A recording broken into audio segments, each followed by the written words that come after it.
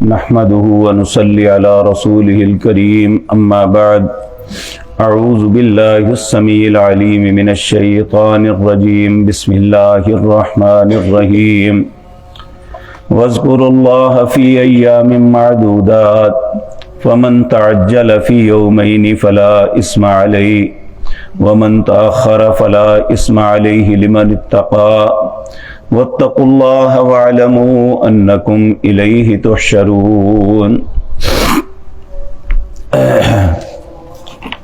حضرات محترم، جس طرح پچھلی مجلس میں یہ بات عرض کی کہ حج کا سب سے اہم رکن جو ہے یوم العرفہ ہے۔ یوم العرفہ کے اندر لوگ منا سے عرفات کے اندر جاتے ہیں اور وہاں ظہر اور عصر کی نماز اکٹھی قصر پڑھتے ہیں، کیونکہ رسول اللہ کا صلی اللہ علیہ وسلم کا حکم ہے کہ یہاں دونوں نمازیں اکٹھی پڑھنی ہے، جمعاً و قصراً، جمع بھی کرنی ہے قصر بھی کرنی ہے۔ لیکن یہ بات بھی عرض کی تھی کہ بدقسمتی کہ بر صغیر کے علماء اپنے لوگوں کو یہ پڑھا کے سبق بھیجتے ہیں کہ آپ نے وہاں قصر نماز نہیں پڑھنی، ظہر کو ظہر کے وقت پوری نماز اور عصر کو عصر کے وقت پوری نماز پڑھنی ہے، جبکہ یہ رسول اللہ صلی اللہ علیہ وسلم کے حکم کے صریحاً خلاف ہے۔ پھر مغرب کے وقت وہاں سے نکل کے مزدلفہ پہنچنا اور وہاں مغرب اور عشاء کی نماز کو اکٹھا پڑھنا، عرفات کے اندر دیر بھی ہو جائے تو مغرب کی نماز عرفات میں نہیں پڑھنی، یہ مزدلفے میں جا کے ہی پڑھنی ہے۔ رات مزدلفہ 9 اور 10 کی رات، درمیانی رات کو قیام کرنا، فجر کی نماز پڑھ کے پھر منا میں آ جانا، اور اس دن 10 ذی الحج کو، جس دن یوم الاضحیٰ یوم النحر قربانی کا دن ہے، حجاج کو 4 کام کرنے ہوتے ہیں۔ سب سے پہلا کام، جمرات کے اندر 3 جمرے ہیں۔ پہلا ہے منا کی طرف سے جاتے ہوئے جمرہ یمنا، جو منا کی طرف ہے، اسے چھوٹا شیطان کہتے ہیں۔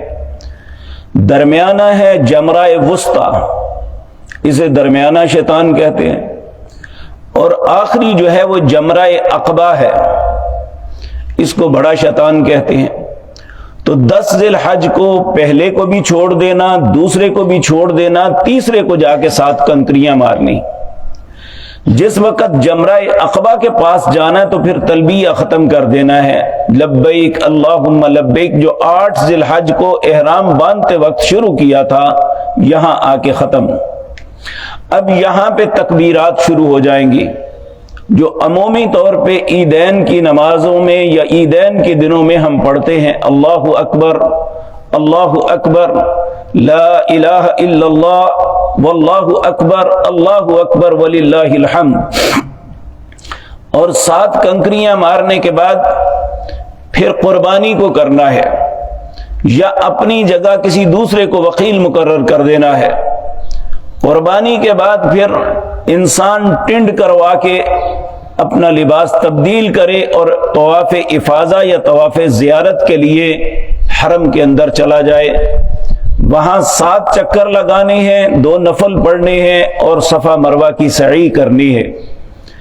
یہ کرنے کے بعد واپس منا میں پلٹ کے رات گزارنی ہے۔ اب اگلے دن ہیں ایام تشریق کے، جن کا یہاں ذکر ہے، وَاذْكُرُوا اللَّهَ فِي أَيَّامٍ مَّعْدُودَاتٍ۔ یہ بات یاد رکھیں، یہاں عموماً حجاج جو ہیں ان سے یہ بہت بڑی غلطی ہوتی ہے۔ یہ تقریباً 99% لوگ یہاں سمجھتے ہیں کہ ہمارا حج مکمل ہو گیا ہے، جبکہ یہاں پہ ٹھہرنا اور 11، 12 اور 13 ذی الحج کو تینوں جمرات کو 7 کنکریاں مارنی ہوتی ہیں۔ تو اللہ رب العزت فرماتے ہیں وَاذْكُرُوا اللَّهَ فِي أَيَّامٍ مَّعْدُودَاتٍ، یہ گنتی کے دن ہیں، ان میں اللہ کا کثرت کے ساتھ ذکر کرو۔ نبی کریم صلی اللہ علیہ وسلم یہاں اپنے خیمے میں تکبیرات کہتے، سارے مینا میں ایک شور مچ جاتا۔ سیدنا عمر رضی اللہ تعالیٰ عنہ کے متعلق بھی آتا ہے، مسجد کے قریب ان کا خیمہ تھا، آپ اپنے خیمے میں تکبیرات کہتے، مسجد کے لوگ ان تکبیرات کو سنتے اور مسجد کے لوگ تکبیرات کہتے، پھر سارے مینا کے اندر ہر طرف تکبیرات کا غلغلہ بلند ہوتا۔ حضرت عبداللہ بن عمر رضی اللہ تعالیٰ عنہ سے بھی یہی آتا ہے کہ وہ نمازوں کے بعد تکبیرات کہتے اور دن اور رات جب بھی یاد آتا بلند آواز سے کہتے، جو بھی سنتا تکبیرات کو شروع کر دیتا۔ یہاں ہوتا یہ ہے کہ حجاج یہ سمجھتے ہیں کہ اب ہمارا حج مکمل ہو گیا، وہ یہاں سارا دن گپ شپ میں، بحث مباحثے میں، سیاسی باتیں، مذہبی تکرار اس میں ہی ضائع کر دیتے ہیں العیاذ باللہ۔ حالانکہ اللہ کا حکم ہے وَاذْكُرُوا اللَّهَ فِي أَيَّامٍ مَّعْدُودَاتٍ، یہ گنتی کے دن ہیں، اس میں کثرت کے ساتھ اللہ کا ذکر کرے۔ فَمَن تَعَجَّلَ فِي يَوْمَيْنِ فَلَا إِثْمَ عَلَيْهِ، جو ایام تشریق میں سے 2 دن گزار کے واپس آ جاتا ہے، یعنی 11 اور 12 تاریخ کو، یہاں یہ بات ذہن میں رکھیں، مسنون یہ ہے کہ زوال کے بعد مغرب سے پہلے کنکریاں مارنی چاہیے۔ اگر چونکہ رش بہت زیادہ ہوتا ہے، سعودی علماء نے اس معاملے میں فتویٰ دیا ہے کہ دن رات جب مرضی ماریں، تو اس میں کوئی شک نہیں، مجبوری ہو تو انسان دن رات جب مرضی کر لے، لیکن کوشش کرنی چاہیے کہ مسنون وقت پہ جا کے کنکریوں کو مارا جائے۔ 11 ذی الحج کو پہلا جمرہ یمنہ، اس پہ جا کے 7 کنکریاں مارنی ہیں، پیچھے ہٹ کے کعبۃ اللہ کی طرف چہرہ کر کے دعا کرنی ہے، یہ قبولیت کی گھڑی ہے۔